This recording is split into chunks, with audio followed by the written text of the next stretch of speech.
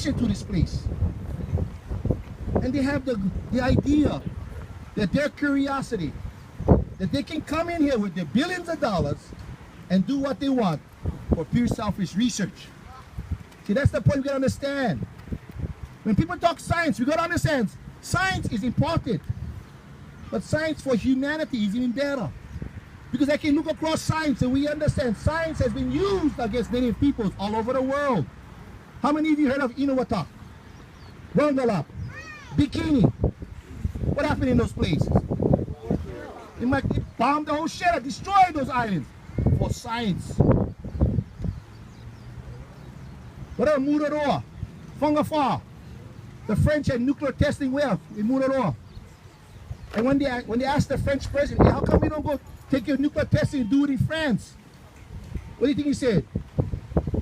It's too dangerous. Think about the mentality. That's the same mentality that they have. They believe that that mountain belongs to them for their curiosity. But unfortunately, they don't understand the history. That mountain belongs to us, to our people. And if we are going to do things on that mountain, it's up to us to decide. See, I also understand. A Kupuda had a saying, Wakapu Keola Yakane, Wakapu Keola Nakane, which basically means life is sacred to Kane. It has to go back to the story of Kamehameha with the Mamalahoa story. When these two fishermen were going to kill Kamehameha. Kamehameha was actually the bad guy in that, but they're going to kill this. And Kamehameha hears these two fishermen. And when the second one is going to kill him, he hears one of them say to the other, Kapu Keola Nakani, meaning, hey, don't kill him. Life is sacred. Meaning in Hawaiian thinking, the most important humanity is life. Life is sacred. So my point being, if you're going to do something on a mountain, and you can prove to me it's about saving lives. You see, as a Hawaiian, I can take it. You're going to save 1 million lives out there? I can take it. But if you're talking curiosity, and you're talking pure selfish research, see, what are you telling me is this. What are you telling me is I'm going to do what I want to do up there because I can. Because I got the power. Because I got the backing of money. Because I got the backing of government and private business. And that's what's going on about Mauna Kea right now.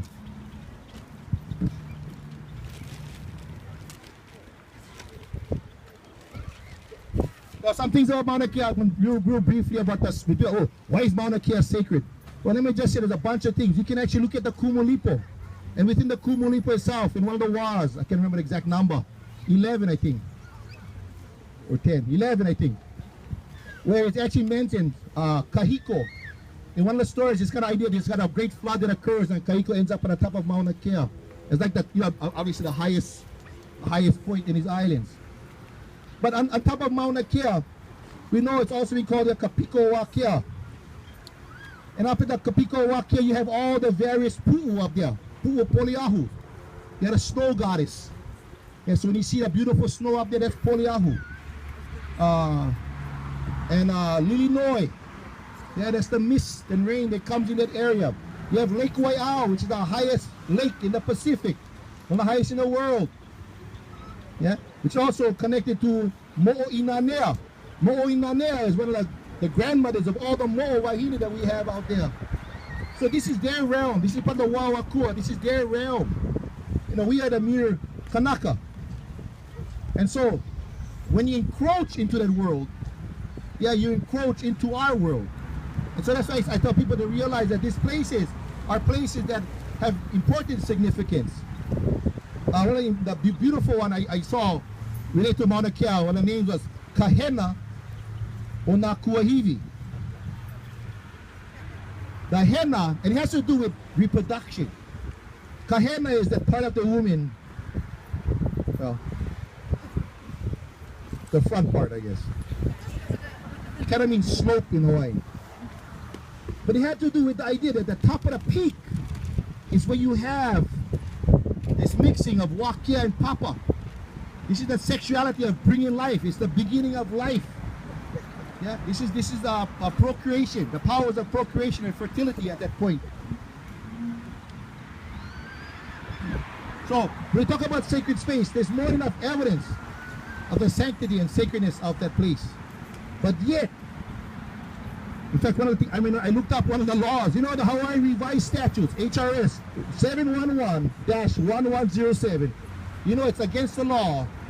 It's against the law to destroy any sacred sites. You know, you cannot go in and disturb and break this and do this. But yet, Mauna Kea, which has been documented over and over again, is set aside because of power and money. And that's really what's been going on. So let's look at it.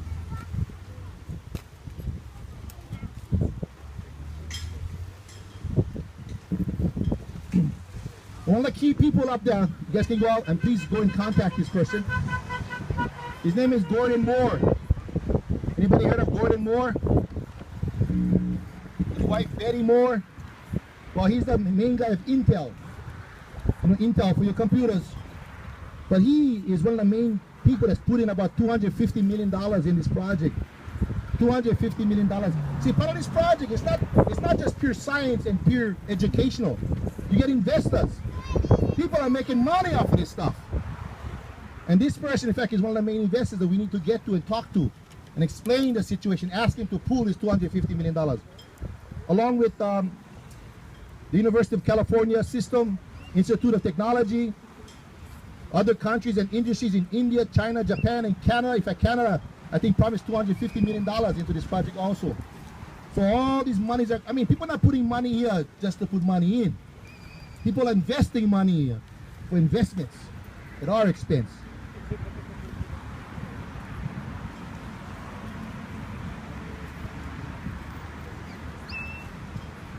Last thing I want to pass out here. We better go this side. Coming around. And people talk about Aloha Aina today. The ideology of Aloha Aina. Well, one of the great, and I use the word prophets of Aloha Aina, of course, is the great voice himself, George Jared Helm Jr. And George Helm in 1977, who gave his life for Aloha Aina in the struggle over Kaho'olawe and the stopping of the bombing of Kaho'olawe. And as a young man, I still remember that day. I was at Kalama Park. I remember it was a windy, cold day in Kalama Park as a young boy in Kihei. And on the radio and the stories was talking about these guys missing at the ocean. And I remember looking out in the ocean and I remember wondering, whoa, the water looked real bad. But that was the day when George Helm and Kimo Mitchell gave their lives for the struggle over Kaho'olawe and Aloha Aina. And Aloha Aina, through that struggle, eventually was able to remove the U.S. Navy off of the whole island of Kaho'olawe. Yeah. But Aloha Aina goes back in history, especially to the time of the overthrow. So when you use Aloha Aina, you got to understand, Aloha Aina isn't something new. In fact, some of the great voices of our past, people like Navahi, people like Kalao Kalani, people like Kauli'a, all, Robert Wilcox, all use the term Aloha Aina. Aloha Aina was a term of the patriots who resisted the Americanization, who resisted the annexation. So when I see signs out here, Aloha Aina, there's some things you got to remember. It also has its deep roots, political roots, in regards to home rule and controlling for ourselves, our own destiny. And of course, breaking down the word Aloha Aina, Aloha means to love, to have compassion, yeah, to have this sense of connection as a mother has to her child. And Aina, that which feeds us, that which we stand upon. So the thing of Aloha Aina, I always tell my students, Aloha Aina isn't just this kind of like, ooh, I get this goosebump feeling. Aloha Aina is an action verb. Aloha Aina is to do. And so Aloha Aina actually is action. To love, to honor this place and this land, that which feeds us. And this ancient idea, of course, goes to the 18th